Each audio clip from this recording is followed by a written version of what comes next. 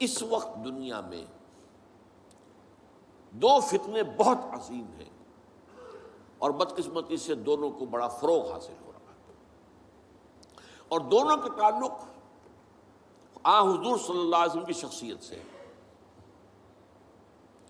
ایک ہے ختم نبوت کی مہر توڑنے والا فتنہ، نئی نبوت کا دعویٰ۔ یہ ہمارے اس دور میں کچھ عرصے پہلے ایران میں ایک شخص بہا اللہ اٹھا، اور بہائی آج بھی دنیا میں موجود ہے، اور مسلمان ممالک میں موجود ہیں، اور ان کے جو ہے وہ اپنے دفاتر ہوتے ہیں، ان کے جو ہے لائبریریز ہوتی ہیں، ان کے ریڈنگ رومز ہوتے ہیں، اور ویسٹ میں تو بہت بہا اللہ بہائی، یہاں تو آپ زیادہ واقف نہیں۔ لیکن اس کے بعد جو بہت بڑا فتنہ اس وقت ہے، جسے مسلسل فروغ حاصل ہو رہا ہے ابھی، اور اسے وہ اپنی صداقت کے دلیل کے طور پر استعمال کر رہے ہیں،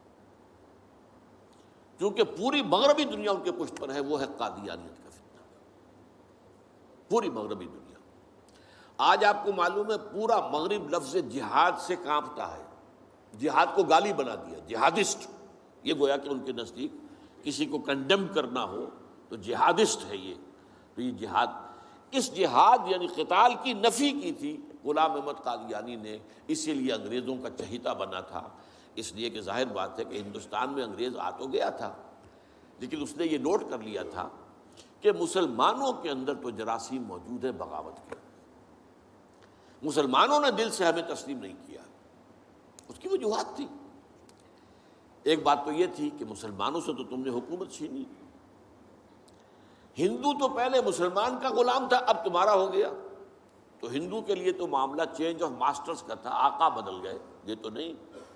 کہ وہ حاکم سے محکوم بنایا گیا ہو، جبکہ مسلمان حاکم سے محکوم بنائے گئے تو ان کے اندر تو لازماً ایک بدلہ لینے کا جذبہ، انتقام کا جذبہ، اپنا کھویا ہوا مقام حاصل کرنے کا جذبہ جو ہے وہ موجود تھا۔ چنانچہ یہی وجہ ہے کہ حضرت سید احمد شہید بریلوی رحمۃ اللہ علیہ کی تحریک چلی، اگرچہ بہرحال مشیت ایز دی، اور کچھ ان کی بھی اجتہادی غلطی سے وہ ناکام ہو گئے، دنیاوی اعتبار سے بالا کوٹ میں شہید ہو گئے، لیکن یہ ہے کہ اس نے ایک سور پھونک دیا تھا مسلمانوں کے اندر جہاد کا۔ ان کے بعد بھی طویل عرصے تک اس علاقے کے اندر انگریزوں کے خلاف جو ہے وہ جہاد جاری رہا ہے، مسلسل جاری رہا ہے، اور اس کے بعد آپ کو معلوم ہے کتنے ہی علماء تھے جو پھانسی چڑھائے گئے ہیں، جن کو جو ہے کالا پانی بھیجا گیا ہے کہ علماء نے اس کو جو ہے دارالحرب قرار دے دیا، اور دارالحرب کے اندر رہتے ہوئے مسلمان کے لیے فرض ہوتا ہے کہ وہ اس دارالحرب کو جو دارالاسلام بنانے کی جد و جہد کرے۔ یہی وجہ ہے کہ 20ویں صدی کے آغاز تک بھی ہمیں سراغ ملتا ہے وہ ریشمی رومال کی تحریک۔ میرے نزدیک جو 14ویں صدی ہجری کے جو مجدد تھے حضرت شیخ الہند رحمۃ اللہ علیہ اسیر مالٹا، ان کی ریشمی رومال تحریک جو تھی وہ یہی تھی، ایک تدبیر تھی، بہرحال وہ نہیں چلی، ناکام ہو گئی، یہ دوسری بات ہے۔ تدبیر یہ تھی کہ ادھر ترکوں سے کہا جائے اس وقت تک ابھی خلافت عثمانیت باقی تھی، یہ تو 1924 میں ختم ہوئی ہے، اور یہ میں بات کر رہا ہوں 1915 کی، کہ وہاں کسی کو بھیجا جائے کہ ادھر سے ترک جو ہے وہ حملہ آور و افواج آئیں، اور ادھر افغانستان بھیجا جائے کسی کو، وہاں سے افغانستان سے مسلمان حملہ کریں، اور ادھر اندر سے ہم بغاوت کریں تو انگریز کو یہاں سے اٹھا کر پھینک دیں۔ لیکن بات یہ تھی، پھر میں کہوں گا مشیت ایسی کا بھی معاملہ ہوتا ہے۔ حضرت شیخ الہند خود گئے تھے ترکی سے مدد لینے کے لیے، پہلے وہاں حجاز گئے، اس لیے کہ حجاز میں ابھی مدینہ منورہ میں ترک گورنر موجود تھا، ابھی جو ہے وہ شریف حسین جو تھا جس نے بغاوت کی تھی ترکوں کے خلاف، مکے پر تو اس کا قبضہ تھا، مدینے پر نہیں تھا، تو وہاں گورنر جو ہے ترکی کے خلافت عثمانیہ کے موجود تھے، ان سے ملاقات کی اور آگے جانے کا فیصلہ بھی تھا۔ لیکن اسی اثنا میں مخبری ہو گئی، اور شریف حسین والی مکہ نے، جس کی یہ نسل ابھی تک چل رہی ہے، یہ جو اردن کا بادشاہ بیٹھا ہوا یہ اسی کا پڑ پوتا سمجھ لیجئے، یا پڑ پوتا یا سگڑ پوتا، یہ وہ نسل ہے ہاشمی، ہاشمائٹ۔ تو اس نے حضرت شیخ الہند کو گرفتار کر کے اور چاندی کی تشتری میں رکھ کر انگریز کو پیش کر دیا، یہ آپ کا باغی یہاں پر آ کر اور آپ کے خلاف سازشیں کر رہا ہے۔ اور دیکھیے انگریز انہیں کہاں لے گیا، مالٹا، میڈیٹرینین سی کا ایک جزیرہ، بحیرہ روم کا، آخر ہندوستان میں بھی تو واپس لا سکتا تھا، ہندوستان کی کسی جیل میں نہیں۔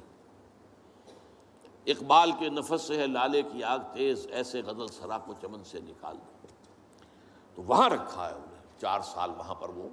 اور ٹی وی جو ہے وہ اپنی آخری حد کو پہنچی ہے تو چھوڑا ہے کہ ہماری اگر قید کے اندر یہ انتقال ہو گیا ان کا تو پھر طوفان اٹھ جائے گا۔ تو ایک فتنہ تو یہ ہے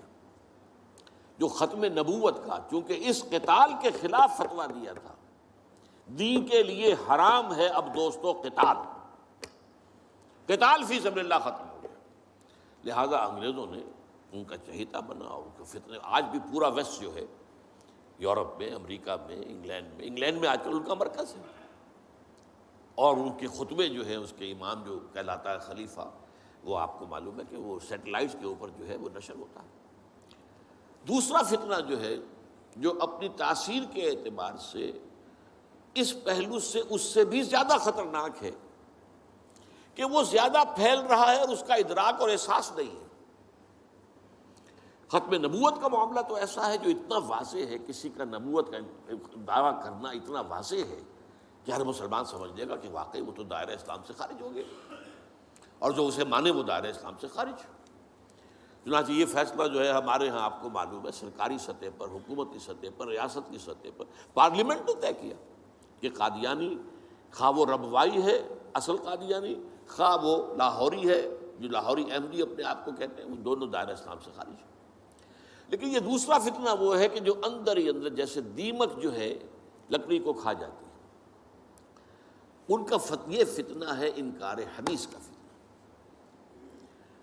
قرآن مانیں گے، قرآن کو سمجھیں گے، حدیث ہاں ٹھیک ہے، حدیث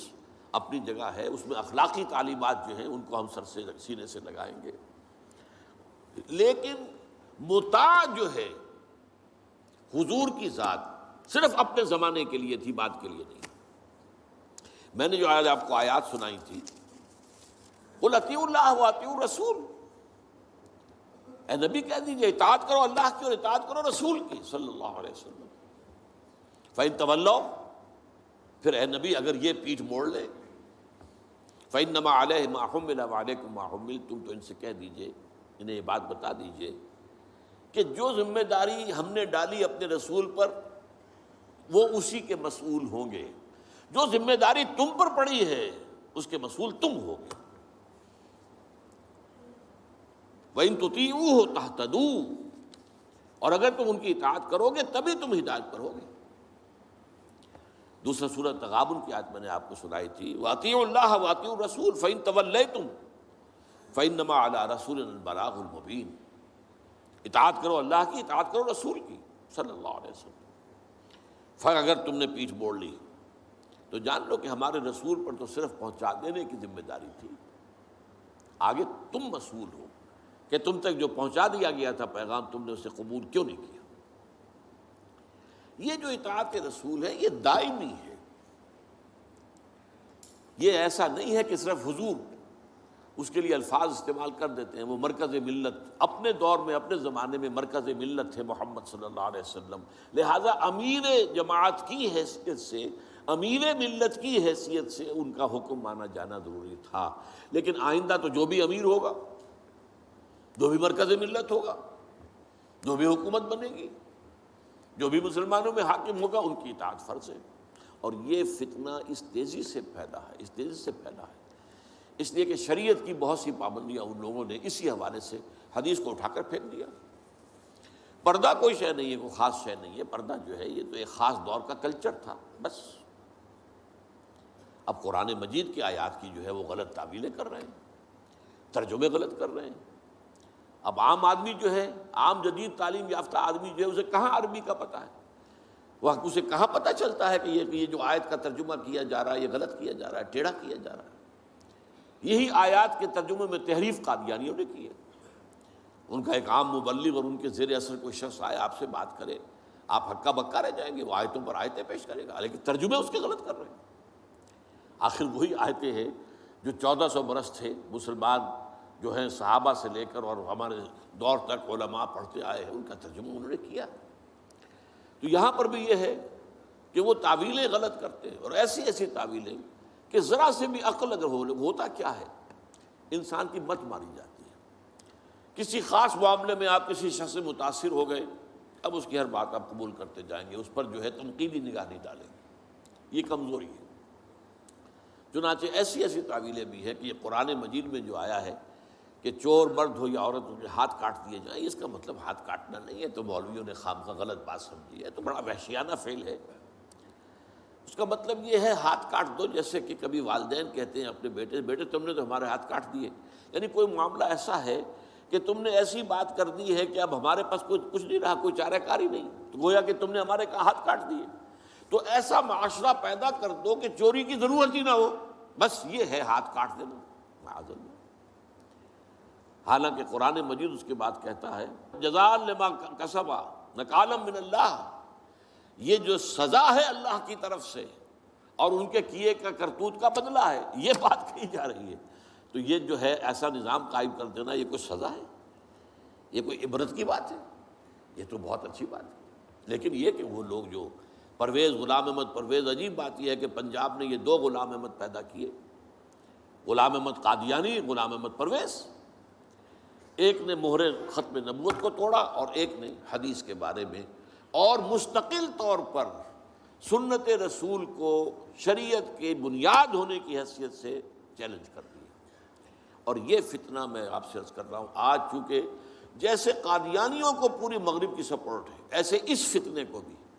کیونکہ وہ کلیش آف سویلائزیشن میں اسلامی تہذیب کو ختم کرنے کے درپے ہو گئے ہیں،